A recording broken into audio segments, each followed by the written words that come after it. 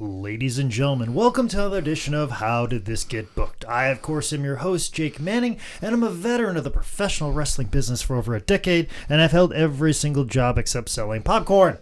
I'm joined, as always, by my friend, my co-host, new car owner. Yeah, I bought a new car. Because the IRS was coming, and I had to show that I don't make a lot of money because I have too many bills. Oh. Yeah. I was going to let the current car that I had ride out for a little while, but then I was like, nope, I need a real big payment so the IRS doesn't take all my shit. And, well, I bought a car.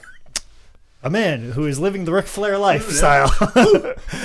Zane Riley. Zane, how are you doing? Poor. How are you? Yeah, I think we nailed it on the intro. I think you discussed everything. Cool. You already answered the question before I even asked it. Yeah, poor. But we are happy but poor. How's that? Happy but poor. Yeah. Yeah, maybe our money does buy happiness. Don't let them tell you that. It doesn't. I'll tell you what. I am happy to have a non-wrestling fan returning to us. Returning to us.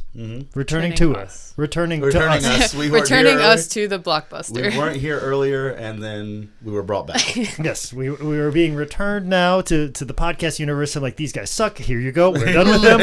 I know this show is for free, but we will not have none of it in its space. I don't have my receipt. Do not ask. The person who is doing so is Shaine Laine. Shaine, how are you doing today? I am doing great. You're how both are you waving guys? at each other. I know. Stop. I'm waving. Hi. Hello. Hey, we're going to high five. And you At can least, hear it. At least that works on an audio medium. Exactly. So I'm more of a visual artist anyway, so Yeah.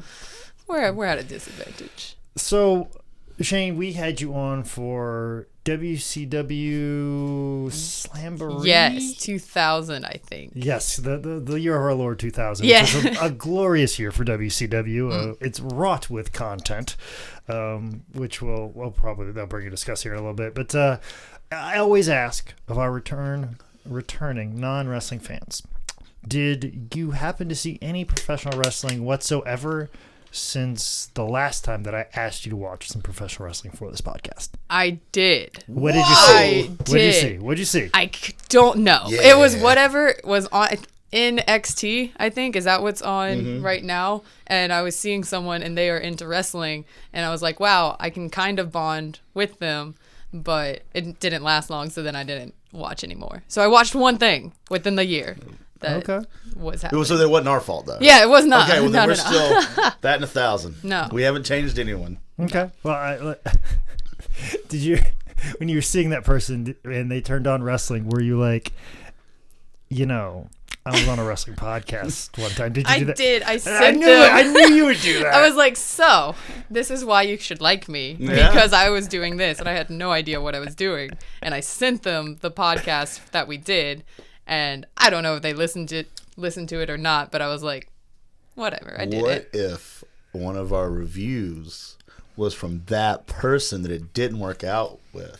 Maybe. Man, that would be a layer right there, guys. Maybe they just wanted to get back Maybe. to me somehow, but I blocked their number, so Some I weird can't. misconnection situation that we here at How Did This Get Booked are taking care of. Yeah. Well, speaking of reviews, we've got a few, and as I've said here multiple times, if you leave a review on Apple Podcasts or Stitcher, and then you slide into my DMs with your shirt size and your mailing address, I will send you out a free How Did This Get Booked t-shirt. And I just recently did that for Shaine Laine's biggest fan. Oh, I don't know his name, but I know his handle. Yes, me too. C whatever. C squared 23. Yes. Right? Yeah. Yeah, he left a review. I didn't see it though on the listings though. Really? When I was checking like who the new reviews are. Yeah. I didn't see his actual name. Unless he is Mad Titan 2318 on Stitcher. No. I don't know. That's not his Twitter handle. I was about to say he's constant on every other social media with that one handle. So I don't know why. He just said he wrote a review and I sent him out a free shirt and Or we're just sending out free shirts willy nilly now. I obviously need to check at that, but that's how crazy I am. These reviews and that's how important it is to get you guys to leave reviews on Apple Podcasts and Stitcher. It's just very important that you get on there, leave a review, because I can't tell you how much it helps us out in the listenership. Also, too, in creating a connection and a fan for Shaine. Listen, or stalker. I don't know. He was doing some publicist level work because he's like, when are you going to have Shaine Laine back? And I was like, yeah, when are you going to have me back? Because I need to impress the next person I date by saying, hey, you know what? I've actually been on this podcast twice. I'm kind of a regular on a wrestling podcast. Just to let you know. Just to let you know. Once every 2 years. But right now, sitting at the top of the poll, Apple Podcast is Steve Messa. Messa is still sitting on the... Steve, let me know your shirt size before GalaxyCon in Richmond, and I'm going to get you a free shirt. I'm not going to ship it to you, Steve. I'm sorry. I know you too well. If I know you too well and you leave a review for this podcast, I'm just going to hand it to you. I'm not paying for shipping. Okay, I'm just let you know. You like me enough to wait. Exactly. And Cheyenne, same thing. Cheyenne, get up with me. Leave. Let me know what your shirt size is. I assume it's small. Oh, I assume it's small. Big for Cheyenne. Yeah, that might be too big. It might be too big for your boyfriend John. Yeah. Who builds our wrestling rings? Just next time we're gonna see each other, I'll just print up a small and give it to you next time I see it. Probably this weekend. Probably this weekend at PWX, which is happening this weekend. And then of course Stitcher, Mad Titan 2318 is sitting on top of the poll. Basically, he or she, whoever, was trying to write a review and then just gave up and said, I'm just here for a free shirt. Oh, that's awesome. Oh, At least they were honest. They were honest, and that's all you guys have to do. I'm not asking You don't even have to be honest. Yeah. Just, make the biggest lie. Say that we're forcing you to do this. You're just here for the free shirt. Whatever you need to do. Slow down on that first part there, kid. We listen too much to a different podcast. I know. I'm sorry. Just you can put down, like, I'm just here for the free shirt. Yeah. Give it to me. You know what I'm saying? That's all you need to put down in these reviews. You don't have to try that hard. But, of course, Mad Titan, you just kicked off the top of the poll of Stitcher. Number 1, Dumpster Chicken. That was sitting at the top there for a while. Sorry, number 1, Dumpster Chicken. You're now number 2 on Stitcher. So, are we ready to get into the topic of discussion today? No. Well, let's discuss how we got here today. So, Bob.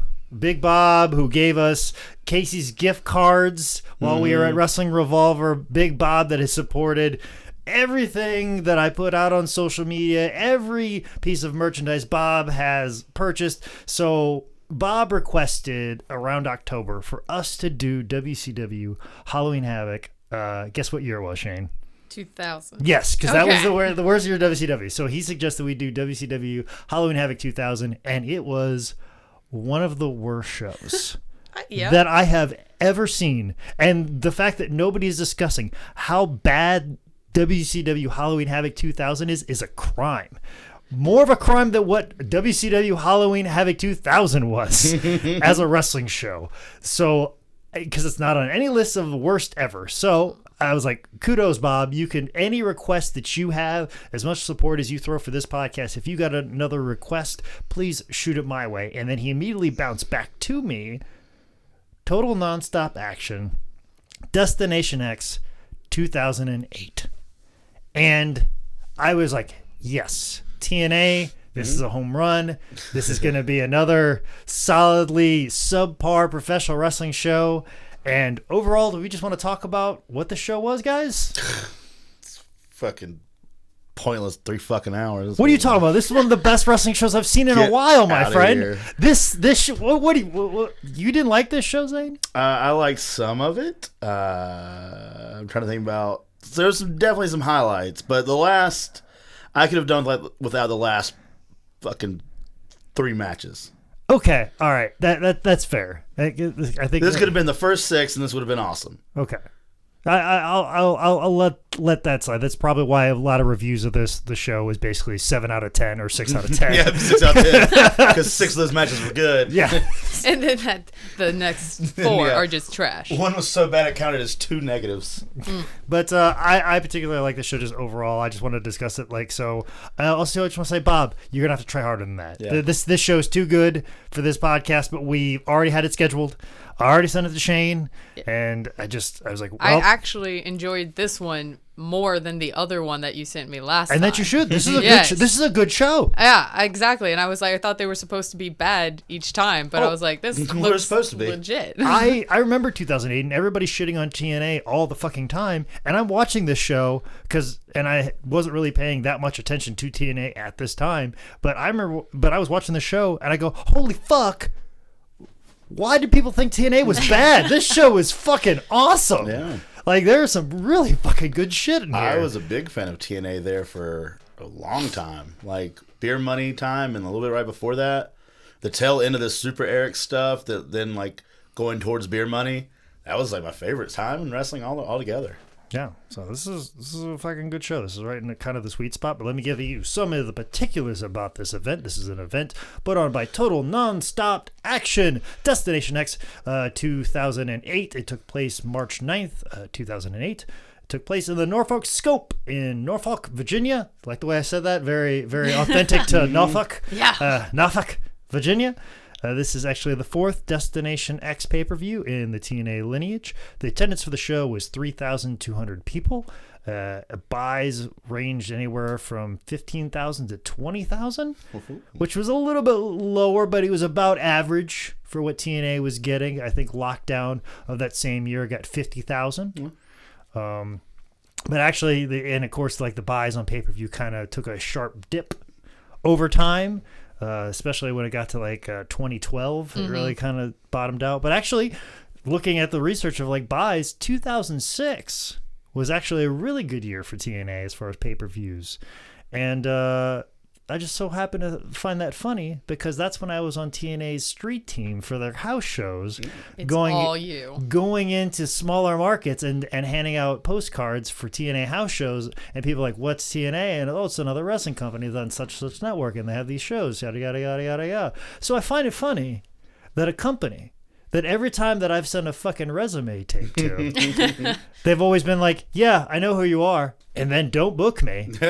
That actually I was maybe a small part of why they were so successful in 2006. So the fucking Man Scout moves the needle one way or a fucking another. Right. So Don't overlook them. Don't fucking overlook Current TNA. Yeah, and especially fucking they're running the show in Virginia, 3,000 people, nothing to sneeze at. You know, that's not bad. Of course, Virginia was run a lot by Hermie Sadler, and those were a lot of the towns that he did a lot of the promotions. So, fucking FTNA. Yeah. Or Freight Train Nonstop Action, as I like to call it. But the dark match for this show took place before the show, but it took place between Angelina Love and Roxy Laveau, who I was actually accidentally a dick to one time. Huh. Yeah. There's a shocker. And it's even less of a shocker when I tell you what happened. Yeah. So she was at the same Applebee's we were at. We just did a show. Hell yeah. Of course, because that's where you go after the show. And on. I was with like Jeff Rudd and Amber Gardner, and they were off like at another table, but on the way to the bathroom. So like, I just was, and we'd already been at a show together. We'd already like, hello, goodbyes, and all that stuff. And I saw they were over there. I'm like, oh, it's over there. But like, I was like, oh, I gotta go to the bathroom. So I just went to the bathroom. But we've already said our hellos and goodbyes at a wrestling show, and you're over there eating. And I think she was with her boyfriend at the time. So I'm like, whatever, and I'll just walk right by. And I walked to the bathroom, and when I came back from the bathroom, she's like, why didn't you fucking say hi to me? I'm like, and of course I just lied. So, I nodded at you. And then fucking Amber Gardner stooged me off. She's like, no, you didn't. You fucking kayfabed the shit out of her. I'm like, fuck you. Like, we just fucking saw each other. We said hello, goodbye at the fucking building. Just by happenstance, we ended up at the same fucking Applebee's. Maybe not happenstance. It was a very small town in New York, so there's only one Applebee's, and there's only one place to eat at that time of night. But still, I'm the fucking asshole because I don't say hi and bye again. Yeah, no, that checks out. Yeah, that's very true. But let's get into the whole discussion of the show. We start off with an intro video, which is way gooder than it deserves to be. Way gooder. Way gooder. They even use, like, super fucking serious. They use a Winston Churchill quote. Yeah. This is obviously a Keith Mitchell, David Sahadi special.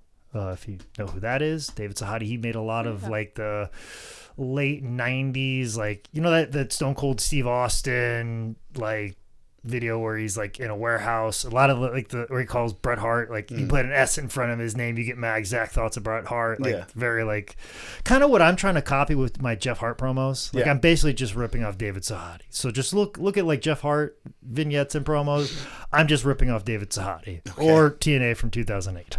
So everything I do now is just influenced by TNA. mid 2000s TNA. No, I began watching it and that intro came on. I was like, wow, this is so epic. Even my roommate had commented, they're like, what epic journey battle are you about to encounter? And I was just like, I think it's wrestling. I'm not sure. I was like, it feels like Gladiator with Russell Crowe meets Star Wars. And then it said Winston Churchill. And I was like, okay, so Jabba the Hutt's there. Gotcha. Yeah, exactly. That's a good reference there. I like that. But yeah, we have super serious promo, and then they cut to a video with AJ Styles wearing a ridiculous crown. Yeah. So and actually, if I'm not mistaken, where they're walking is where Big Time Wrestling, I think, ran their event at the Scope when I wrestled there, because we wrestled in the building, not in the big building upstairs or out in the main area, whatever. But I've wrestled in the Scope before, but it was in the basement, and I think that's where they were walking. The microscope. Yes, the microscope. Fuck you. Yes. Fuck you and everything you fucking stand for. You don't. You. Bang bang. I'm dating a girl right now who loves puns and bombards me with puns. Just about as she bombards me with her opinions about the Middle East. So like that's just like I hear about Palestine and then I get the most ridiculous food pun of all time. You have to have a nice balance. You know? I'm dealing with a lot right now. We'll pray for you. Thoughts and prayers. Thoughts and prayers. Well, I needed some thoughts and prayers when I realized that this was a 6-sided ring and just brought back like flashbacks of when I wrestled in a 6-sided ring before. Have you ever wrestled? I have not. It is. I wish. Shaine, have you ever wrestled in a 6-sided ring before? Yeah. I actually just last night. You know. Shaine Mac, how are you feeling about 6 sides? I was like, is this an? I was like, is this an octagon? I thought that was a different fight.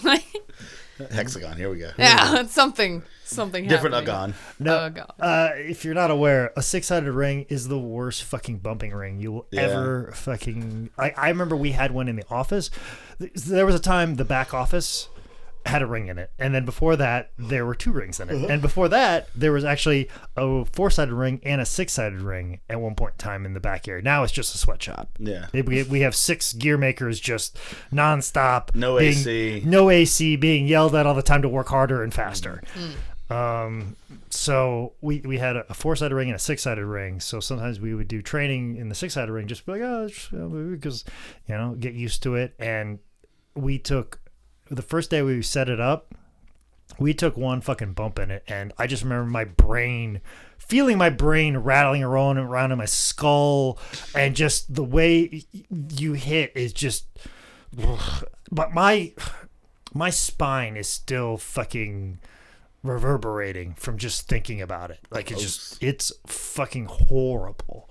And you have to have like supports underneath of it, so if you move it like 6 inches one way or 6 inches the other way, you can make it as hard as concrete if you fucking want, or you can make it so fucking bouncy that you'll actually fucking bounce up, then hit it again, hit the back of your fucking skull. It's fucking horrendous. Fucking horrendous. So God bless anybody on this fucking show that took bumps in it. So it's fucking awful. What wasn't awful was match number 1, I would say, between LAX, Homicide and Hernandez, that incarnation of LAX, taking on the Rock and Rave Connection, Jimmy Rave and Lance Hoyt, with Christy Hemme, taking on the Motor City Machine Guns. Yes. What are you guys' thoughts on this match? My first thought throughout the entire match, I was like, okay, there's obviously women on the teams. Where the fuck are they? And then nothing ever happened. They never came into the ring at all. And I was like, oh, I don't know what to do with this. Yeah, that is weird that like they didn't even get like a spot. Yeah, because last time some of the matches that you had showed me, they just had specific points where the women came in, and then that was it, and then they'd get off. But like they didn't even come in at all this time. Yeah, I'd I'd forgotten that Shelly was managing LAX until she popped up at the end. I'm like, oh, that's right, she's here. I forgot about that. She wins. Yay. Yeah. Well, it would probably have to do with the fact that basically every other match had a girl in it that also got involved in some way.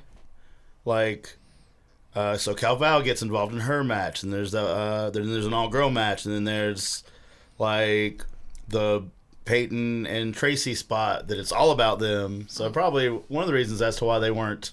Are you saying that women can't have equal time? I mean, they had all the time. Some of them got to sit down. Some of you girls had to sit so the guys can do something. I just figured it was because the Motor City Machine Guns like, yeah, we're not going to include you whatsoever. We got to get our spots in. You think they're like that? Oh, I know they're like that. Oh, good. They yelled at fucking Caleb. Wow. Yeah, Charlie Dreamer and Caleb Connolly had a match with the Motor City Machine Guns, and basically what they did is basically they planned the whole match and didn't even talk to Charlie and Caleb. Oh. Like, they sat over in a corner like, yeah, and they'll have them do this, and we'll have them do that. Like, they clearly could just went like, hey, what do you guys feel about this? They're like, no. We got it. This is our match. This is our match. We'll tell you what to do, and then we will walk over to you and tell you what you're going to do. Yeah. And the thing is, they'd been talking about it since they got into the building and not even talking to their opponents about what they wanted them to do. Then they just regurgitated this entire match maybe half an hour before they went out there and did it. And then because you don't have enough time to process it, but these guys have been talking about it all day. Yeah. Like, Caleb forgot one little thing. He was supposed to come in and break up a double super kick, but Caleb missed his cue. And there was a moment where Charlie's just standing there like on his knees waiting for a double super kick, and then like it didn't come, and then Charlie's like, fuck it, just give me a super kick and we'll get into this next spot. But the Motor City Machine Guns, they you might as well pissed in their Cheerios. They were so fucking upset by that. And it was almost like like if you watch the match, it looks like the record stopped. Like everything just timed. I don't even know what happened. They might have just left.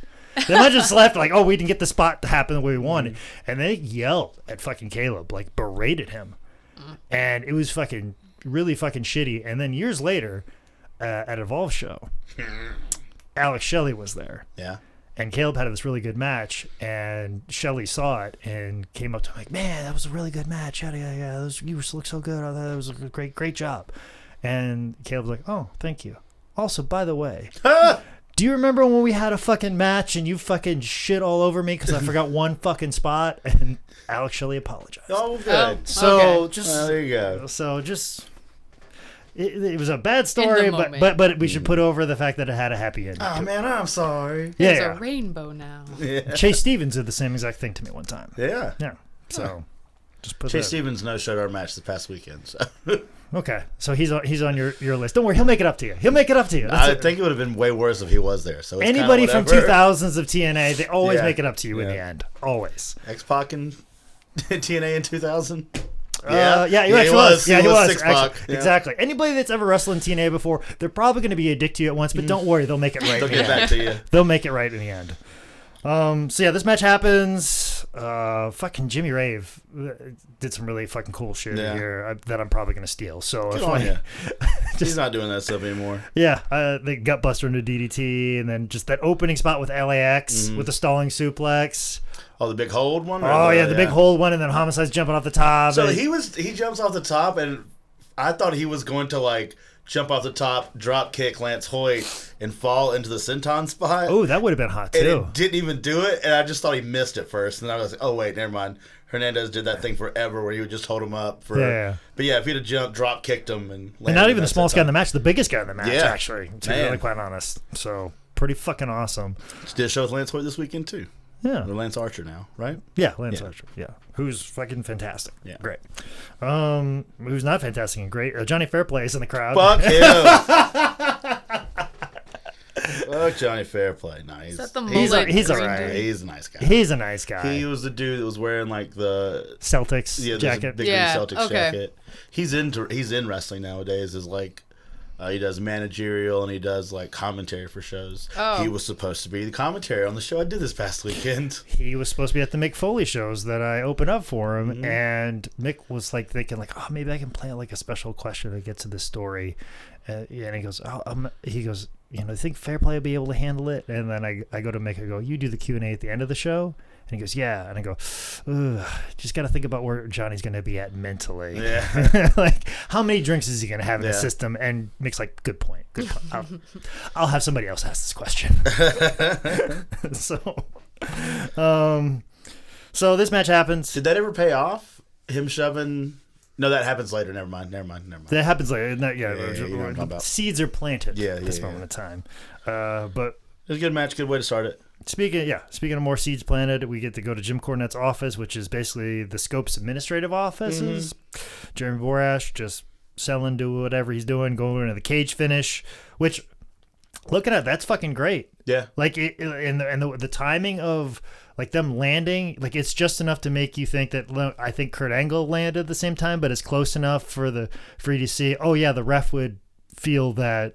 So I didn't know the rules for that, and it kept replaying, and I was like, is it supposed to be whoever touches the ground first, or is who wins? Yes. Okay, so you as a non-wrestling fan didn't understand what was going on. Yes, I had no idea. I was like, this is why we have non-wrestling fans. Yeah, because I thought since it was a cage match, the whole thing is to be either on, in, or around the cage without touching the ground. I thought the person who touched the ground first automatically lost. Okay, so as a non-wrestling fan, you see cage matches as a large game of the floor is lava. Yes. Okay. Yes, and then so when I saw the replay, I was like, the dude totally touched first, so he loses. Yes? No? No? Oh, no. I don't know what's happening now. So I just was like, okay, whatever. Backstory to a soap opera. I wasn't. This shit's fake. Whatever.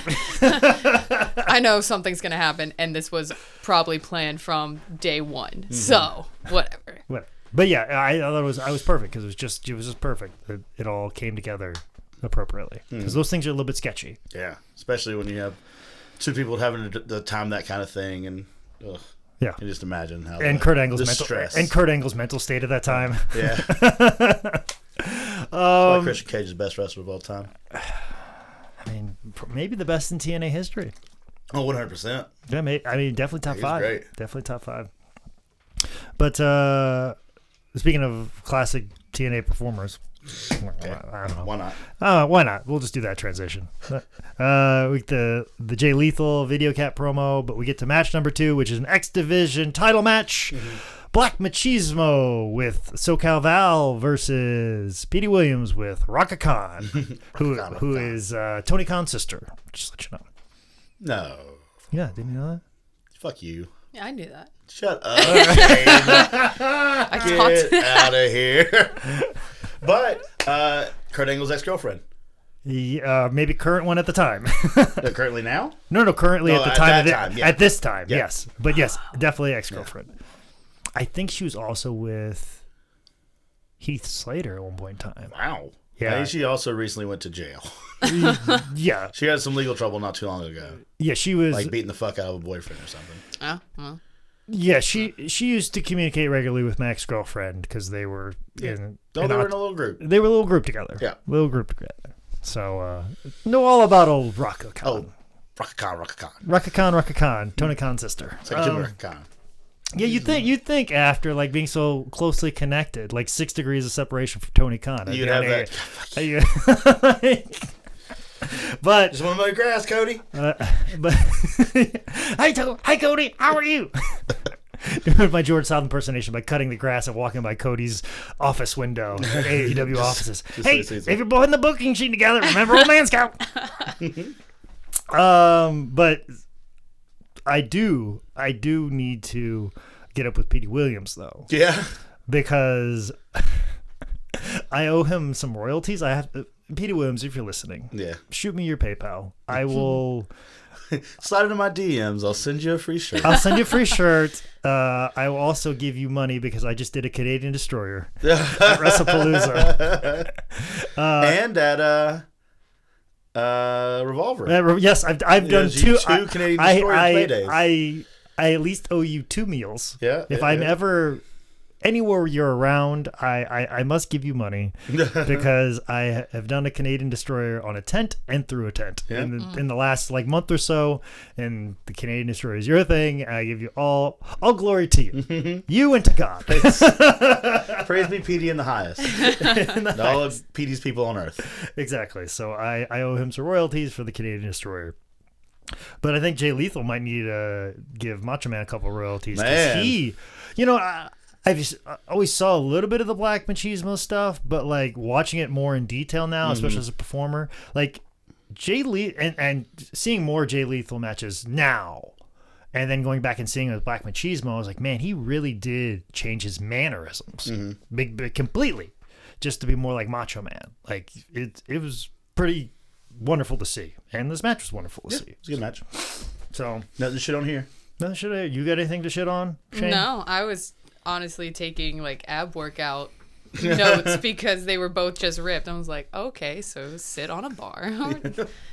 No, that was about it. But no, I thought that the end was a little whack, though. The ending where the guy was the P.D. Williams guy was just about to pin, and then all of a sudden the ref gets distracted, and then Black Machismo just jumps up and pins him like nothing happened. And I was like, wait, that was a bitch of a win. That really was. This was my initial thought process. I was like, there's probably something else here, but that's not what I wanted. Okay. You wanted more Maple Leaf muscle. You want that Maple Leaf muscle to win. Yeah, I was just like, well, he worked so hard. He cheated. Not cheated. I'm sorry. He competitive strategized to get there. But I thought you said you weren't a Patriots fan. oh my, I'm gonna leave right now. There's a window. I'm going out. Never. But Scott Steiner came in at one point in time. Scott. Old Scotty. My boy Scott. Who said the reason why he looks the way he does is because he's never skipped a workout before. That's right why. on. And during this time, like PD talks a lot about this time with Scott Steiner, and because they were on screen like a duo together, and this is just before like he made the full transformation to Scott Steiner, like the headgear, all that. And PD would talk about how they would travel together. This is the Shawnee times. Well, they would go to Cracker Barrel. Cracker Barrel. And if you've ever gotten the grilled chicken tenders at Cracker Barrel, they're kind of small. And Petey said Scott's thing that he would do when they would go to Cracker Barrel, he'd order the grilled chicken tenders, and they'd bring out these little pieces of chicken, and Scott would always be like, "What the fuck is this? No, you gotta give me more chicken than this." And they would just give him more chicken. Yeah. Because he'd just like, "No, this is fucking bullshit. You fucking just fall small ass shit," and they would get him more chicken for free. Nice. And Petey's like, I could never be that much of a dick to get what I want. And then one time they were driving together, and they had a gym. They wanted to work out at a gym the next day, and they were going to the hotel, and Scott was driving because he needs to drive. And then Petey's like, "Yeah, it's just up that way." And right as he's about ready to turn to the hotel, he goes, "Where's it at?" And swung back into 4 lanes of traffic, and then ended up going down a wrong way. Good. And be like, "Where the fuck is this gym at?" And he goes, "Well, not down this street." Damn. Just terrified with Scott Steiner behind the wheel. So He told some of those stories on Cabana's thing, and if you search for them, you can find them animated on YouTube. okay, yeah, Some of the stories that he tells. yeah. There's some good Scott Steiner stories. Oh, Scott. I'm sure we'll have some more good Scott Steiner stories after WrestleCon when he does the Body Guy show with Ethan Page. Yeah. So that should be a good one as well. Well, what else was good is this promo with Nash, Joe, and Christian. Listen, fuck you. I liked it. I liked especially when they got down to everybody else. I love it when you get to Nash. Yeah. Like Nash is like, I know you think that I'd be the first guy to sit out, but I'm gonna get in there. And also too, I forgot how cool the Nash shirt was because it's Cash with Nash, and it's like yeah. just proving that fucking Kevin Nash, coolest guy in the room. Scout.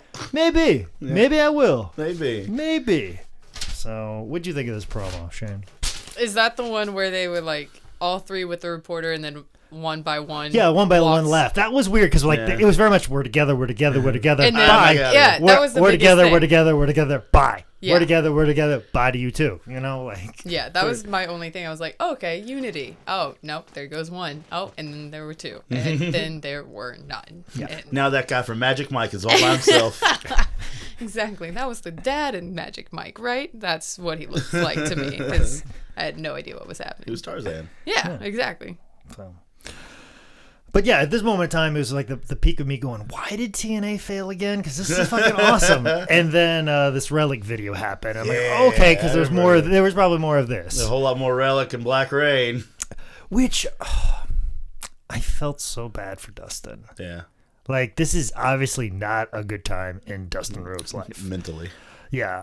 And I think, if I'm not mistaken, I wrestled him mere months after this pay-per-view, and he was in good shape. Yeah. He was in real good shape. He was going back to WWE. He was going to be doing Goldust again. Like, he was in really good shape and a pleasure to wrestle. And I think we wrestled like a 20-minute match. This Dustin Rhodes would not be able to do that. And then also, too, I wrestled him years later at a show where you wrestled George. Yeah. At a fairgrounds in, like, Staunton, Virginia. Mm-hmm. And I remember Dustin, we were putting together the match. He goes, all right, well, I'm going to probably do, like, tackle, drop down, blah, blah, blah, blah, blah. And then he goes to me, he goes, I should let you know. He goes, and this is not a brag, that when we do tackle, drop down, I run very fast in the ring.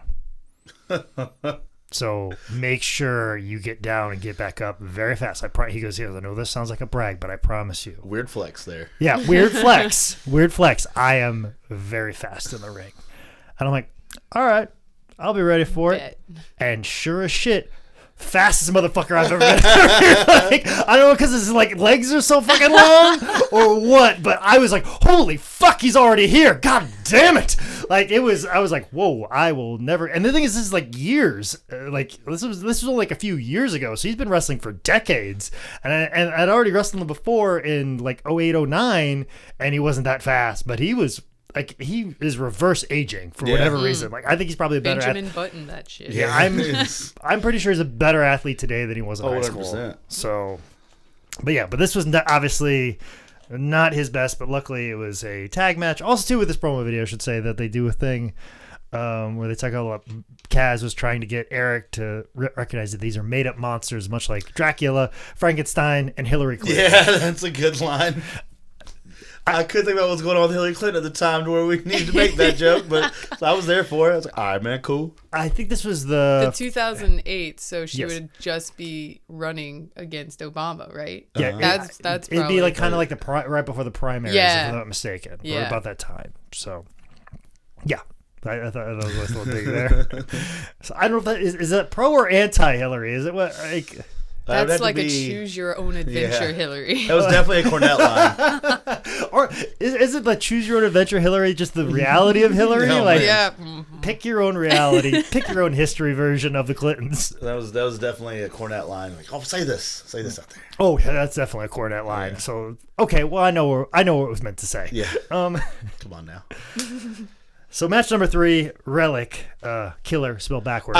No fucking clue until they said that. Yeah. And I remember Relic from then. Who is Relic as far as like? Johnny Stamboli, Johnny the Bull. Okay. From WCW 2000. Oh, good. I had to fall somewhere. Yeah. He also did a version of Muda as well in All Japan too. Oh. Yeah. So that was another unknown thing. But he's teaming with Black Rain, which is Dustin Rhodes, Goldust, taking on Kaz and Eric Young. And I just fucking love Eric Young's bump off the fucking promos. Yeah. The pyro, excuse me. Yeah. Yeah, just fucking great. Just love Eric Young. Yeah. Oh, this whole thing is just all about character development of Eric Young, and Kaz is just doing spots. But it's amazing how you take a match. It's just, this whole thing is just a setup to make you like Eric Young and then develop this character of Super Eric that now exists. Like this is a character match and it's done perfectly. Yeah. And there's just enough action and that's what Kaz is going to deliver. And yeah, it's great. I like this. So some people might not like it. No, Zane Riley might not be. No, it was fine. I like the Super Eric thing. Real scary spot in there where forgot what he had Black Rain down for, but then gives like Relic Northern Lights at the same time, and it looks like Relic just falls all over Black Rain's face. It looks like it killed him. But yeah, no, that spot was all cool. I like the idea to get over to the Super Eric thing. It was real rad. I liked the Super Eric line back in the day. So yeah, and actually too, I don't know if you know this, I actually wrestled Super Eric. Oh, we did the same exact thing. Were you scared of the Man Scout? No, what we did was Weird flex. weird flex. Me and Eric Young, me and EY, me and all Super E. me and EY. We were wrestling in York, South Carolina. I gotta fucking find this match. It's somewhere. It's recorded. I don't think it ever got edited and released, but it was just me and Eric Young. We just have a regular match. And then all of a sudden, like, it comes to a point I start beating him up all the way, like, to the back, and then, like, I throw him backstage, like, behind the curtain. And I throw him back there, and I'm like, fuck, nobody cares about Eric Young. It's big heel, big heel, big heel, big heel. And I go, I'm going to go back there, and I'm going to beat him up. And you fans aren't even going to see me beat him up. That's how much of a heel I am. And then I go to the back, and then he throws me out the other side of the fucking curtain, and comes out as Super Eric. That's cool. Finish, boom. It was good. You saved it all for the end. But what was your impressions of this match, Shaine? I thought that the Kaz character, who's just a wrestler, was genius. I'm like, Do tell. I'm like, you have nothing else to do but be a wrestler. And I understand that it's just character stuff. I was like, you are genius, because that's all you have to do. Everyone else had like mask, or Super Eric had the cape and a mask, and he's just like, I'm here to wrestle. And I was like, yeah, you are. And that was like, yeah, I like this. Well, you're on board with Kaz. Yes, Yeah, I was on board with Kaz. You'll and be I happy to know he's still doing it. Bless. You're not gonna watch it, but bless. Yeah. What are you talking about? Like, he's usually on when we're at Crown Station. He's on AEW. He would have been on when you were watching NXT. Yeah. Oh, well, I was distracted. Hey-o. I told you we began watching. Don't know what happened after that. Yeah. Good flex. Good flex right there. And yeah, but I enjoyed that character. I was like, yeah, and he's taking on these two monsters, and he's just a wrestler. Yeah. No gimmicks, quote unquote. No gimmicks needed. Yeah, Kaz. but it is a gimmick. Go. That's great. I also like the Good dissection there. Yeah, I'm learning. It was great. That double Death Valley driver, That was fucking nuts. especially like Dustin at that time. Yeah. Still a big dude. Zane Dustin. But like 6'6". Yeah, Zane Dustin. Yeah. Old Zane Dustin. Old Zane Dust. That's exactly what Black Rain's going to be changed to. Is old Zane Dustin. Old Zane Dust over there. I like how they name checked Dwight Howard. Because he had just done the slam dunk contest. Yeah. With Superman cape on. And the fact that Dwight Howard is still a thing. Yeah. So that's pretty Nailed cool. it. Nailed it. So we get into Cornette's office, whatever. Knockout video, which leads into match number 4. Beauty, Braun, and the Beast. Knockouts division. Gail Kim taking on ODB, taking on Awesome Kong with Raisha Saeed. Cheerleader Melissa. Yes. Who's got some very interesting photos online. Yeah. You fucking amazing. Yeah. I remember we tried to bring her in to do like our Dangerous Divas like custom shoots, and she wasn't interested. Like she kind of felt that they were either beneath her or because of her affiliation with Click Russell or whatever. But I think there was a little bit of like, I'm not going to lower myself to I'm not that. going to sexualize myself like that. Yeah, it was kind of like one of those things. Like I'm a wrestler, which fine, you can make your own decisions, do whatever you want. Right on. But the picture, like, wow, you. So now she's into like burlesque, and she wears this big like gas emitting bra thing, and like The bra the emits bra is gas. gas, and then like it's on fire, like shooting flames out of Oh, shit. She went from like Like I don't a want to. Katy Perry music video. Yeah, Yes. yeah. Okay. Like But, a real all life. of her. I guess she's like a fire dancer and juggler and dragon boobed Tamer. woman. The mother of dragons. Yes. Yes, exactly. Oh, wow. Oh yeah. Yeah, and like went from like I don't want to be sexualized to like no, I own my sexuality. Yeah, I'm gonna set you on fire with these things. I'm no longer paying rent on it. I own it, and I own several properties. Like, And so, I'd done a show with her at the end of last year, and then like afterwards, then we found the pictures. I was like, fuck, I'd had so many questions about that. yeah, How does that bra work? yeah. I just want to know logistical Yeah, I don't questions even about. like. I'm not trying to be a perv, man. I just want to know how this works out. Yeah, This is for science, Yeah, have you please. set yourself on fire? yeah. What is the weirdest thing you caught on fire? So, and yeah, she was just always like covered up Yeah. during this whole thing because she was so. But yeah, also too, like I always feel bad when I see Kong because she should have got a way better career than what she got, at least in ring wrestling wise. Yeah. Like there was during this time right here, she's like the biggest and the hottest thing going. This time this wasn't like a jump off point. No, I think she's like the hottest, like as far as like, in demand. Yeah. I mean, she was main eventing like wrestling shows. Like people would book her. And she didn't go further. Is that what or she didn't get as big as you wished her to? Oh yeah. Okay. Yeah, she should have been like. She should have wrestled at WrestleMania. It was a big. And she went to WWE. But she got pregnant. Yeah. Right when she got there, and then like it didn't. And then she lost the child, I think. So, and then she also she was also very like, even at this time right here, her back was very jacked up at the time, and then like she was still dealing with it in WWE, but like she was super over. Like, I mean, she was main eventing regular wrestling shows at a time when the idea of a female match main eventing an indie card. A female match period was not easy to find. Yeah, in 2008, 2009, and like she was drawing people who were buying tickets to go see her, which is just very unheard of, very much a trailblazer at this time. And I don't think she will ever get the due that she deserves. But it is nice to see her on Glow, so she's getting that Glow money. She was on Glow. She is on Glow. Okay, that's what I thought. I was like, I recognize this person, but I don't know where. But it was now Glow. Now, okay. Yeah, Cool. so she's doing quite well for herself fine. that way. So, but as far as like, and she's still wrestling. She's on that AEW stuff as well. Yeah, that's she's right. Part of Brandy Rhodes' little. I keep forgetting that, because she's usually just like out there. But yeah, maybe she'll get the due she deserves. She does deserve it. Yeah, for sure. And then of course Gail Kim. I don't know if you know who her husband is. Kim. Robert Irvine.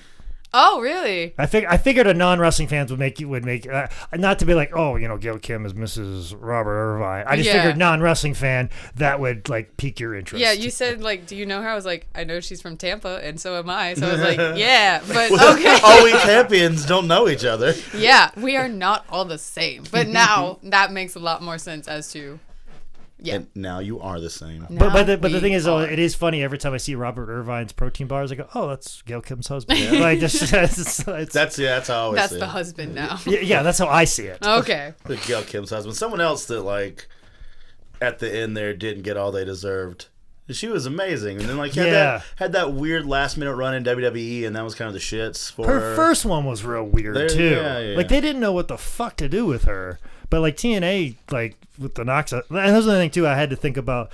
I wanted to figure out what WWE was doing at the time as far as like their women, because well, that would have been Big Diva time, wouldn't it? Well, this is right in 2008. You had Beth Phoenix and Mickey James feuding. So this is. But at the same time too, the butterfly fucking belt makes its debut in July of 2008. So we're only going to give you just a little bit. Because that was the whole point of them wanting to do the knockouts thing, was there, we're not divas, we're knockouts. It's like the kind of like the double emphasis on women's wrestling. Yeah, but also it's like the double meaning, like we'll knock you out, but we'll also be attractive.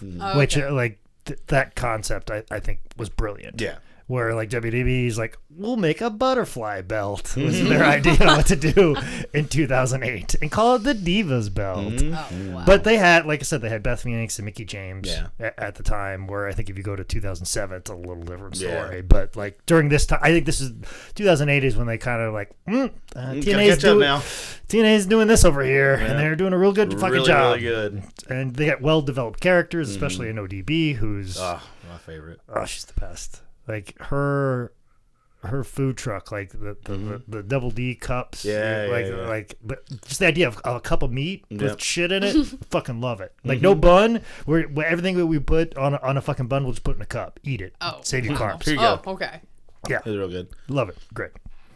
This match, whatever, but like, this match is awesome. The psychology of it, it's so basic. Yeah. Is we have this monster, we're going to team up to fight this monster, but then the monster will overpower, and then one of them's got to fight, and then the other one will come in and just. But then like we start fighting each other when we take out the monster. It's just psychology wise, it's so easy, and it's so refreshing when the story's already right there, and the performers go, yeah, this is what we need to do.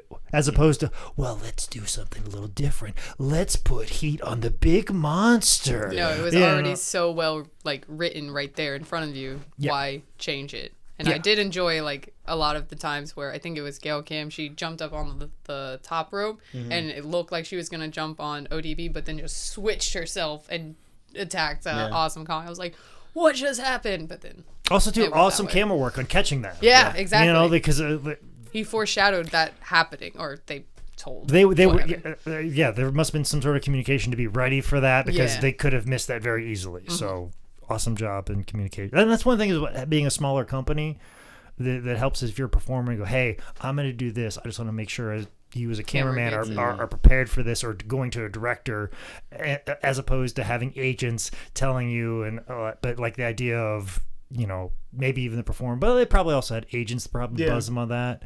But, you know, for big high spots like that, big important moments. Exactly. You don't want to miss that, especially if you're going to do a misdirection like that. So, but good match overall. Everybody agree? There's some real cool spots. They did a thing where Gail Kim did the crossbody off the top, and Kong caught her, but ODB was on all fours, like she had already taken a spot, tripped over her. That was real neat. And there was one spot that they did like a double pin on her, but not together. Like, I think it's something along the lines of like ODB schoolgirled her, while Gail Kim gave her like a whoopee cushion situation. Because she was up for a power bomb. Yeah. Yes, that was real fucking cool. And I would have liked to have seen that be the finish, and we have this argument of who is real winner here, and then go from that. Or even if it's an elimination thing, and then you leave the two from there. But we're rebooking the territory. More with that. Yeah, we're rebooking the territory. Yeah. And we don't need to. Yeah, we don't. It's not like they're going to do anything. No. We're just going to use that spot somewhere else. Yeah, that's what we'll do. Take that to Hubert.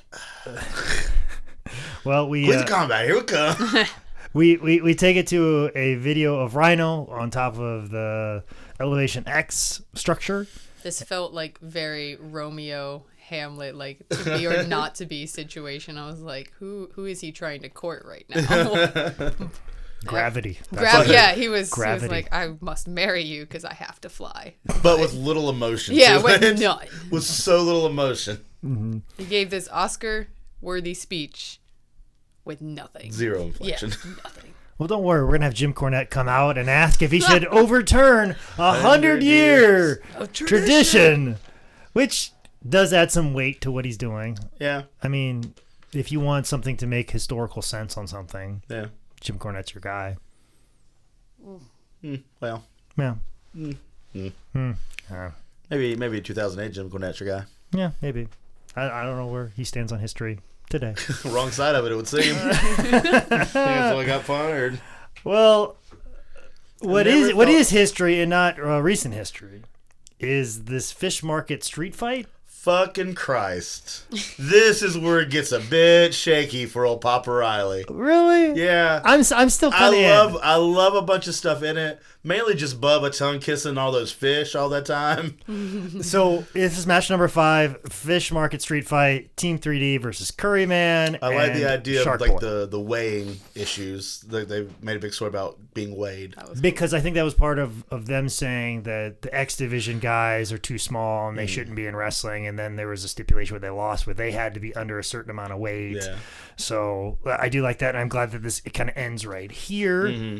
And then like they double weigh in and then a double roll up to start this thing. Yeah. And then we go from scale puns to fish puns on commentary. We're going to get commentary out of this. That'd have been great.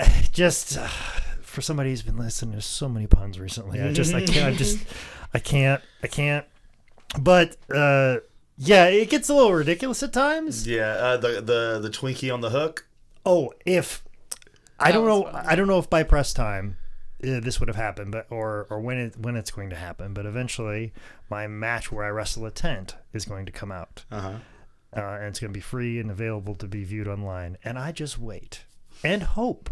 I hope that Bubba Ray Dudley says something about me wrestling a tent and how shitty it is and disrespectful to business. Because I will pull up this clip of Bully Ray seeing a fucking ho-ho on a hook and then biting into it and then being dragged into the ring as if he was a fish. I will reply whatever he says online about me. On the phone. I already got the video on my computer right now ready. I can put it right into the tweet deck immediately and at him directly and be like, ditto. And then there's your video of him doing that. And then once he yells at me, I'm going to take the him kissing the fish, and I go, can't we kiss and make up? I'm going to get so many clips out of it. I've already got puns. He's prepared. He's ready. I have puns and I have jokes. I am prepared for when this thing hits and for people to shit on me. So I will be greatly upset that if my match with the tent doesn't cause some sort of controversy because I have all these fucking jokes, all these replies, all these savage burns prepared in a fucking notepad. So please at me. I have something for you. So, but what else about this match that we liked or did not like?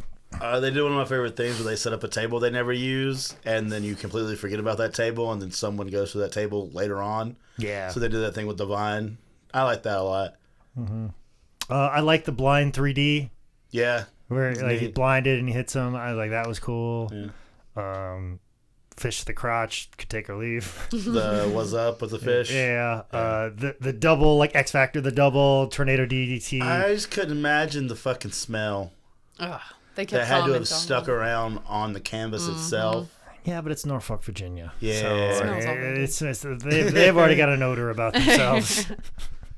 So it's an improvement. I mean, there's a reason why they're doing a fish market thing in Norfolk. You know, Norfolk. There's the bay's right over there. Damn bay right over there. But yeah, I'm still in. I'm still very much in. This is where we get the Survivor push for the fucking Joey guy. Mm-hmm. Yes, this is where it happens. I don't know if it ever got paid off. With that big guy. Yeah, unfortunately, we had Johnny Fairplay sticking around, but I don't know about the big brother. We're still trying to fucking. Yeah, that motherfucker's still here. Still fucking here. Just randomly shows up. Even when we saw Tom Segura the last time he came through, and dipshit was like, "Oh, I'm just here for my birthday." Where do you live? Nowhere near here. Okay, cool, man. Cool. Good on you. Any thoughts about this, Shaine? I thought this was the weirdest one. Like, I felt like this one should have been in the old video that you had me watch because it was just so odd. Right. And, like, the Curry Man, before they said his name, he looked like Lava Girls from the Shark Boy and Lava Girl Disney thing. And I was like, wow, someone actually did characters. And I was just waiting for George Lopez to come out and, like, be the villain. Oh, man. But it never paid off. It's fine. Well, actually, Shark Boy, that wrestler, won a lawsuit because of that movie. Really? What was the lawsuit? Because he had trademarked Shark Boy already, and they used it in the movie, and he goes, "Give me my money." Oh, snap. Shell yeah. Oh, shell yeah. Wow. So All full right. of puns. So full of puns in this section. So just a little bit of information for me. A little bit. For me to flirt with more wrestling fans, because got it now. It's all here. Tell me your knowledge on Shark Boy. None? Well, this date is over. No, it's done. I am out of material. You tell me about yourself. Well, we have more material with Angle Alliance backstage, Tomko, and then we're pushing the whole Karen Angle thing. I was about to say, we didn't really hit the Karen Angle thing earlier, but... No, kept asking, who is Karen? Because they kept mentioning it, and I had no idea. Kurt's wife. Ah. Are they married here? I mean, they still have the same name, but she kept the same name when she was married to Jeff Jarrett, so... Yeah. I don't know if they're, like, divorced at this time. They're probably separated at this time, so... I got a really good fucking joke, Karen Angle joke from Mick Foley. I can't share it on here. Off mic, because I forgot to tell him that, like, that's one of the best jokes that he, like, because I didn't see it coming. I was like, whoa, that's a good one. I was like, oh, that's a good one. So, and he only did it one night too. It was almost like he came up with it. It was like, whoa, fuck! I think you came up with that in the moment. Keep that. Yeah. But what we do have to do is keep going on with this Booker T, Robert Roode video, and a little bit of backstory with this whole Tracy Peyton Banks thing. they wanted to have a bikini match. Right on. Or some sort of evening gown match with Tracy and Peyton. And Peyton Banks, who's Rain, basically said, no fucking way I'm a wrestler. Oh, Rain. Well, that's the thing. Like, 2008, like, is kind of like, you know, that's the female version of the male version of, like, unprotected chair shots. Yeah. Like, 2008 is like that weird space where, like, women were kind of expected to do shit like that, much like men were expected to take unprotected chair shots, and you're a pussy if you get your hands up. Yeah. It's one of those things like, this is stupid, but we have to fucking do it. But we have to fucking do it. Yeah. And when somebody steps up and says, no, I'm not going to do it, you're like, what? You can do that? That's kind of what, like, Peyton Banks did, was basically said, no, I'll have to do that. And people are like, what? You have that fucking option? But I remember that being a kerfuffle backstage. But fucking Tracy Brooks, I fucking adore. She is so fucking cool. She's actually just for me to gush about her for 5. Like, I got a whole list of stuff to gush about her because she's incredible. Is that your diary? It is. This is my diary, and this is the section where I just talk about how awesome Tracy Brooks is. Like. And Ethan Page even put out a great story online about how he went to a show and the promoter stiffed him, but Tracy paid money out of her pocket to give to people so they had a little bit of gas money to get home. And I remember, like, through High Spots, we booked Tracy a couple of times, and she went on this, like, road trip with me, George South, and this one guy who came in from Austria who was buying one of our wrestling rings. And she rode with us, and we got her, like, and we were on the road for a couple of days, and we had to bring the ring, and she helped set up the ring at all these shows. Like, she was carrying, like, a ring pole with me.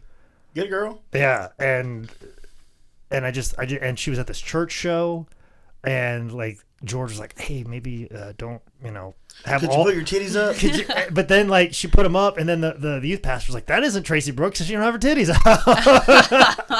So it was a buck wild church show. Yeah. Just this is an Elevation church. And then, like, she managed me a couple times. Church of Satan. In, like, the earlier incarnations of what eventually became PWX, and she'd be like, what do you want me to wear? Like, what would you always want your manager to wear? And I'm like, you can wear whatever the fuck you want. Like, and she was just like, she would, like, very interested and wanted to help me, you know, just because of the booking. And, like, I just think about, like, as far as, like, people that, like, showed me respect in that early era of my wrestling career, like, a lot of people were fucking dicks to me, and a lot of them were in TNA. And right now. And in 2008. Now, Chris Candido was probably the first person that kind of did anything that showed me respect, but I started to think about this and Tracy, and I'm like, I think Tracy was probably the second. Of anybody that kind of really done anything of note, like, she was probably the second to ever show me respect as an equal. You know, where everybody else is like, oh, fuck you. You know, where she was like, no, we're the same. We're no different. You know, and she was on TV, I wasn't, but she still showed me the same amount of respect, and that's just... So, if I want to take just a fucking second to fucking say that. That was a great diary entry. Thank you. Yeah, for very sharing. good. I was fun to share that. So came off like a conversation, but I appreciate it. Yeah. Well, that's kind of what stand-up is. Yeah. Make it pretend like it's a conversation. When really, I've got it all already. I've already got the bullet points laid out. Got all my journal in my notebook here. Well, written on the back of my hand. Yeah. But the particulars about this match number 6, Robert Roode with Peyton Banks taking on Booker T with Tracy Brooks, which I'm assuming the reason why Tracy's with Booker T is because Charmel didn't want to put anybody the fuck over, because she sure as fuck didn't at the end of the match. Nope. You also can't, like, you can't whip Black Lady on TV, man. I agree. I know why it's there, and I know why we're doing this. See, this is, as a non-wrestling fan, have no idea what the backstory is between anything, and they were kind of hyping it up that Booker T was coming for revenge against his wife, which is that lady at the end. Mm-hmm. I saw it as because he didn't win the match, he had to be escorted out, and then the woman came through and defended her own honor. That's what I got. Okay. But that's not what was being portrayed, because as soon as they're like, what is she doing? I was like, oh, I thought she was defending her honor is what was happening. But I thought it was great through that aspect. Okay. Yeah. We've been way cooler than what we got. Oh, for sure. Absolutely. I should just narrate You every should. wrestling and be like, this is actually what's happening, guys. So, but yeah, the match is what it is, much like every Booker T match. Yeah. Serves its purpose. Also, too, side note, the robe that Robert Roode is wearing is actually an old Terry Taylor robe. If people find that trivia interesting. If you care. Or fascinating, but it is. But then I started thinking about when Tracy takes the lashings, like, oh, man. Like, if this would have happened. She's taking them good. Yeah. And especially that ninth one where it wrapped around and hit her in the ear. Mm-hmm. I was like, what a fucking company woman.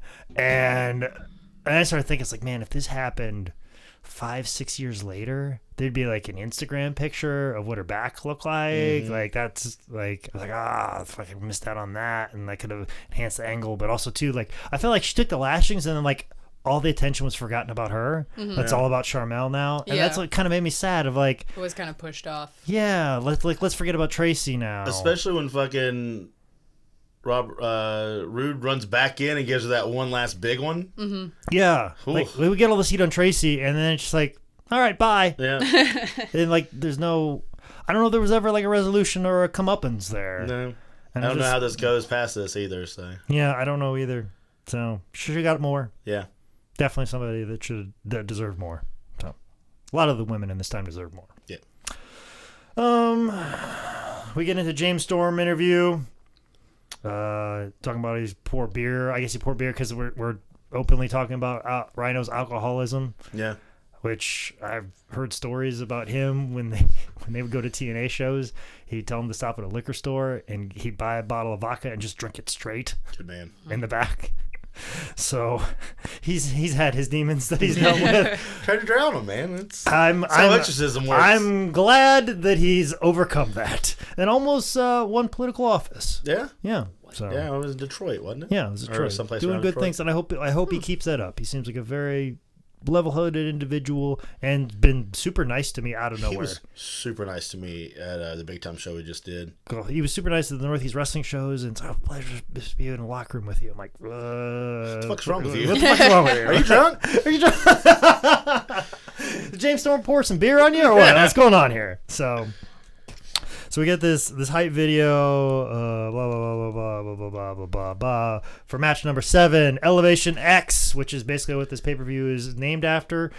James Storm taking on Rhino. James Storm is with Miss Jackie, another person. Yep. Another person that deserves a lot more. James Storm comes out with, like, a fucking, like, rope, and and the only thing the rope was for was to pull his beer up there.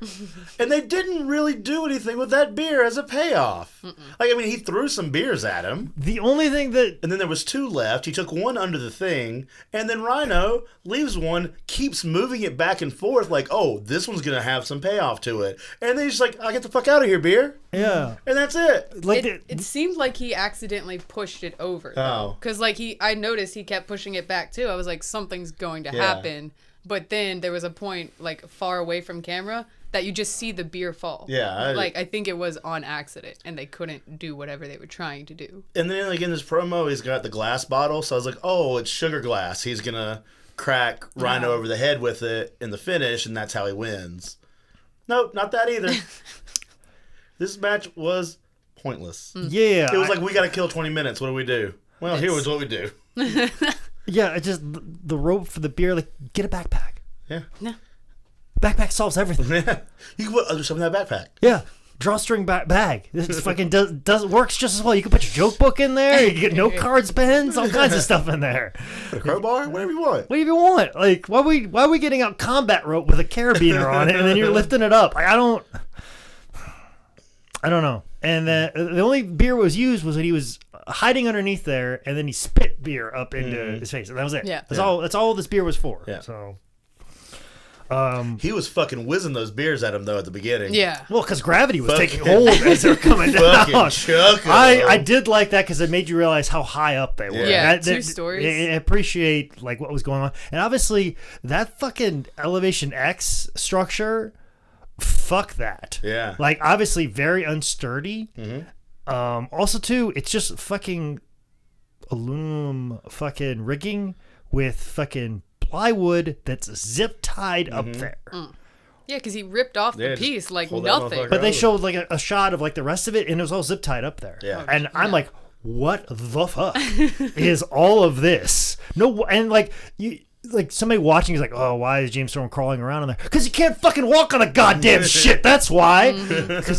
Well, they were talking about how like the chain supports of it, like the place was so tall that it would still sway. Yeah. Jesus. Even with those legs that didn't really seem to serve a function if all they did were able to lower them down but keep the extra structure there the whole time. Yeah, like the fact that they even got any of this fucking shit fucking put Yeah. together, like That's some engineering right there. yeah, but I will say this though. There's that moment where Miss Jackie was in the ring and then she hopped up and she started climbing up. Yeah. She got the fuck up there way faster than I expected. Gravity That did not stop her. No, I mean, she climbed that thing like she's climbed a thing or two before, and I don't know what her background is, but Y'all get the fuck out the way. I'll go up there. yeah, God damn it. she climbed up there like she had no goddamn fear whatsoever. Why y'all being sissies? Pretty much. That's basically how she climbed, and did it in heels too. That's another thing. Like mid 2000s women they don't get enough respect They for did all it the in shit heels. that they did in fucking heels. Yeah. So, and then the table bump, real fucking awkward and weird. Yeah, he did land like lower back, took most of that brunt, but And there's like, and the thing is too, it wasn't until after the match was over, like, oh fuck, like Virginia has a state athletic commission. Yeah. This is a goddamn Commonwealth. Like you fucking, they let this slide. So, I guess so. But I guess we have now gotten to our main event. I guess. Match number 8. AJ Styles, Tyson Tomko, Kurt Angle, the Angle Alliance taking on Kevin Nash, Christian, and Samoa Joe. All that lead up. All that lead This is where I fell asleep. and this is where I stopped paying attention because I knew it was going to be a good match.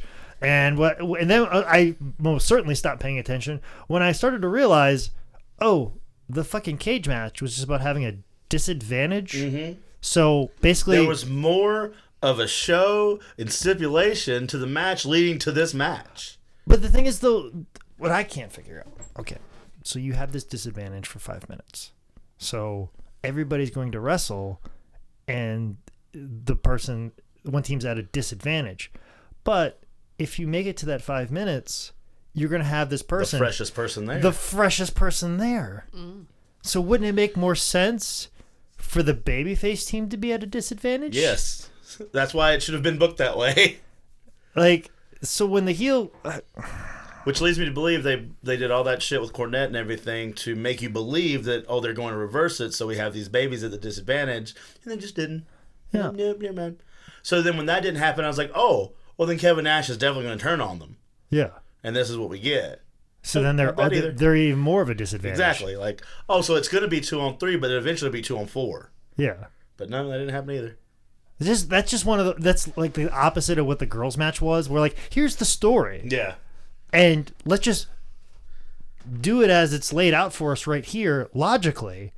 But you go, no, they're going to see that coming. We got to do something a little more special. And I that's feel where like you start fucking up. that's where you start doing those stuff, and people will talk on a podcast 10 years later going, what the fuck are you guys doing? Yeah. Way to drop the ball. Yeah, this was a good fucking show until this happened. I don't know. But, like, AJ was good in it, even though he's been a fucking massive dick to me every time I've met him. So, Hey, because I'm a low man on the totem pole. That's why. yeah. So, Never liked him anyway. yeah. Well, don't worry. He wouldn't like you either. Because know. you're not, you know, he doesn't think that you're worthy of him being good to He you. don't like gay people either. Yeah. He thinks the world's flat. That's the worst part, I think. Yeah, I You can think so just too. walk off it. Yeah, please. You go to the end where that big ice wall is. You climb that ice wall. You go that last little bit, then you fucking fall right off. Yeah, go there, AJ. Maybe they'll shoot you before you get to the ice. I don't know. So you didn't pay attention to this main event. I didn't either. No. Zane, do you got anything? It happened like it was just their basic pay by number spot stuff, and then the finish was he comes out, and then like Joe just kind of wins. He kind of beats Tomko Yeah, and you know, I mean, because it's just to set up for Joe and Angle the next time. yeah, I think it's they're at lockdown or something. But like, Which will go back to being in a cage, right? Because it's all matches are in the cage at lockdown. yeah. So we did a cage match to get to a multi-man match to get us to a cage match. Okay, so now you're selling me on why TNA didn't so well. Okay, I see but like typical TNA fashion, the wrestling in this perfectly fine. Yeah. That's why I tuned out because like I know everything in here is gonna be fantastic, so I don't need to pay attention to it. Yeah. I mean, There's nothing that I'll need to watch, and also too like Tyson Tomko. Like, this is good, Tyson Tomko. yeah, pretty good fucking heel, man. Yeah. So this isn't. Oh man, you're gonna die on TV, Tyson Tomko. Yeah. When he got like he's super jacked in the arms, but then he gets like that big pot belly and like not doing looking real rough. Yeah. So yeah, this was doing well, Tyson Tomko. But yeah, he dead. So he's still alive. I think he's alive. There's been no discussion of doing a 10-bell pod on him. Yeah. So I guess he's alive. I mean, we can talk about 2008 TNA. I mean, yeah, we're throwing out all kinds of names right now. So not enough people dying for you. Yeah, no, I mean, shorter episode people. There's a lot of people that are 2-parters. Yeah, we're trying to kind of come up with some good 1 hour long people. So, and Tyson Tomko would definitely be an hour long episode for sure. Yeah. So there's just Mike Awesome on there. Yeah, I don't know. So, yeah, okay, he'd be a good short. one. Yeah, he'd be a nice little shorty. Because that's the issue. Is everybody we got, it's like going to be a 3-parter or a 2-parter. I had to talk Nick down from doing a 3-part Kurt Hennig episode. Like, you don't need 3 parts for Kurt Hennig. No. Andre the Giant got 3 parts, okay? We don't need a 3-part Kurt Hennig. I fought that with every fiber of my being, and I won.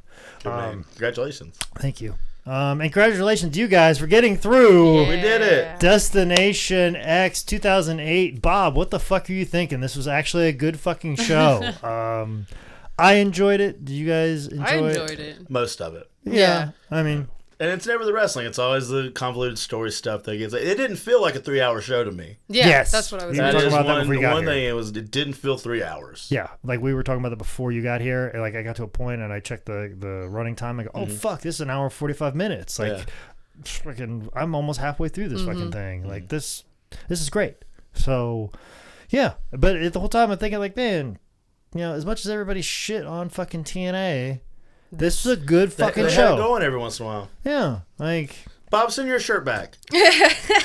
Yeah, so like everybody that like, you know, shit talks something out there, you know, fucking maybe just take a step back, or wait 12 years and have somebody talk about it on a podcast. But we are on a podcast. You do have a microphone in front of you, Shaine. Yeah. Maybe take an opportunity to let people know where they can find out where you can be, so they can be hiding in the bushes and sneak up behind you. And wow, this got dark. I need more stalkers. It's fine. Okay. All right. So the next show, exactly the day, is January 28th, where I do comedy at Casual Pint in Charlotte. Okay. So that's where you can first stalk me, and then you can stalk me in Hawaii because your boy just got into a comedy festival out in Honolulu. Holy shit. Yeah, I'm super excited. And that is at the end of February. Right on. And so that's going to be really fun to do. All the social media handles are Shaine Laine, but I spell my name weird. So it's fine. Just look into the show Jake description. Yeah. If you look up mine and look up for the graphic for this show, you'll be tagged in all of it. So just look at the tags for this particular episode, and then you can just, you know, hunt down Shaine Laine at your own leisure. I mean, honestly, I like playing games. Let's play cat and mouse. I'll win. It's fine. Let's go. Okay. Next week on SVU.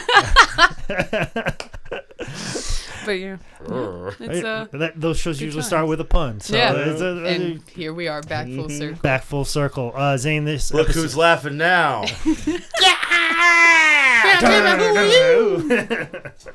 Pick your favorite Who song. Yeah. Zane, this is coming out this Thursday. What do you got going on? This weekend, you and I will be at PWX X16. Yep. Can't talk about night 2, but night 1, Caleb and I will be wrestling the current tag team champions, Tracer X and Drew Adler. Mm-hmm. I might be at Big Time Wrestling on the 31st if I get my South Carolina license in time, but that shit's stupid. Queen's Combat is February 8th in Winston-Salem, North Carolina. February 8th? Yes. Oh, okay. Yes, February 8th. Okay, Michael was telling me differently. We'll talk about that. He had Seth call me. He's an idiot, too. But Seth fucking did the same exact thing to me about the fucking Pondo show. Seth's been fucking shit up.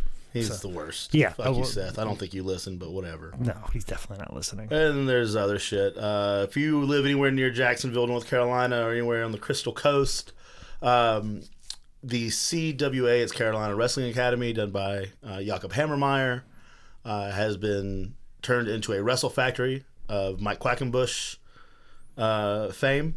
and is now operating out of that. So if you want to become a professional wrestler out towards Jacksonville, North Carolina, there's a Wrestle Factory near you. Yeah, anywhere in the eastern part of the state or eastern part of Virginia, eastern part of South Carolina, go head over to the Wrestle Factory over there. But if you live in the western part of the state, the High Spots Wrestling School is where you go. So, and if you live in Raleigh, North Carolina, fucking choose wisely, motherfuckers. Flip a coin, motherfucker. Flip a fucking coin. High Spots, because Quack has a too easy. Fuck him. Yeah.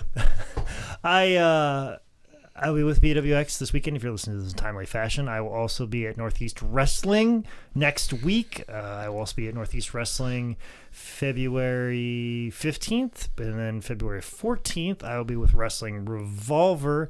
Vizart video show will be happening February 7th, which now I know what I'm doing February 8th. I will put that on the calendar. I was told it was a different date. You were told it was the 15th, probably. Yes, I was. Yeah. Then I also, too... February 18th, which is a Tuesday, $5 Wrestling will be heading to Jeffersonville, Indiana road trip, which I dropped the fucking ball on. You did? I heard. I read.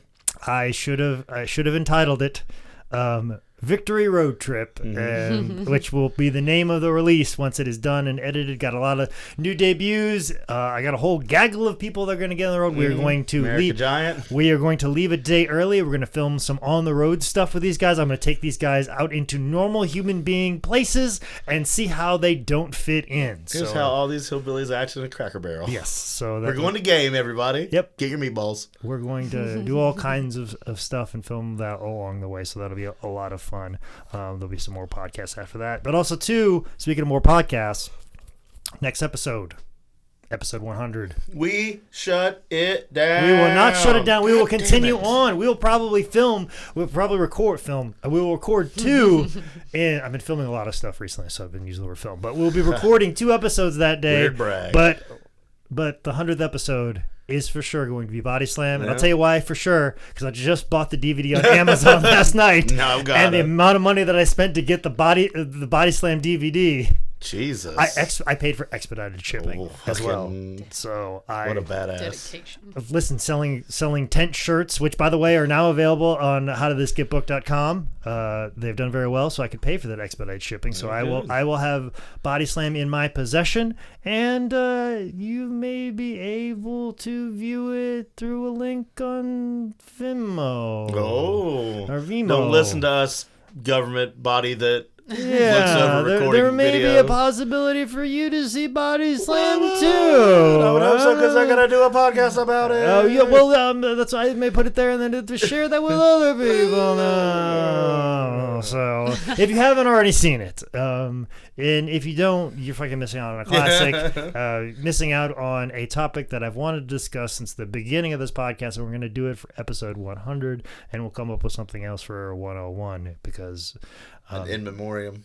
No. We're doing. Once we get to 101, that means it's not going to be an even number, and then we got to do another 100 before you even think about quitting, my friend. We got to climb back up the mountain. We got to get back there.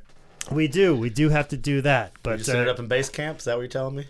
Yes, we'll be at base camp before we move on. But before I move on, I will let you guys know if there's some sort of correction or if you've got a fucking show to suggest that's not as good as this fucking show, and you're not Bob. Or you're Tracy Brooks and want to just be real nice to us. Yeah, Tracy, get up with It's been too long. It's been too long. You seem nice, Tracy. Hit me up. Yeah. Because Tracy, become a fan of Shaine Laine. All right. Exactly. How about that? Introduce you to our friend Shaine Laine. Shaine Laine. There you go. So that way, when you go out on dates and they're like, "I'm a wrestling fan," did you know? Yeah. Me and Tracy Brooks are friends. More wrestling clout. Yeah. So, or you can just go ahead and say it because I'm sure when you meet, you guys will be awesome friends right away. Hell yeah. You hit that one perfect person that's like, holy shit, I love Tracy Brooks and Shark Boy. And just as long as I officiate your wedding. Sure. Yes, that's all I ask. That's all it will be. That's all it'll be. But you can get up with me on Twitter at ManScoutManning. You can email me at manscoutmanning@yahoo.com. Like I said, I have my merch is available at howdidthisgetbooked.com. You're using now to fall apart? God damn it. I know. I got through the intro, no problem whatsoever, but during the close, I fuck up. But anyways, go to howdidthisgetbooked.com and make sure you click the merch tab. That's where my new t-shirts are available right now. I'll ship those out to you right away. Continue to subscribe on Apple Podcasts, Stitcher, Google Play, Spotify, wherever podcasts are available. This has been another edition of How Did This Get Booked? Yeah.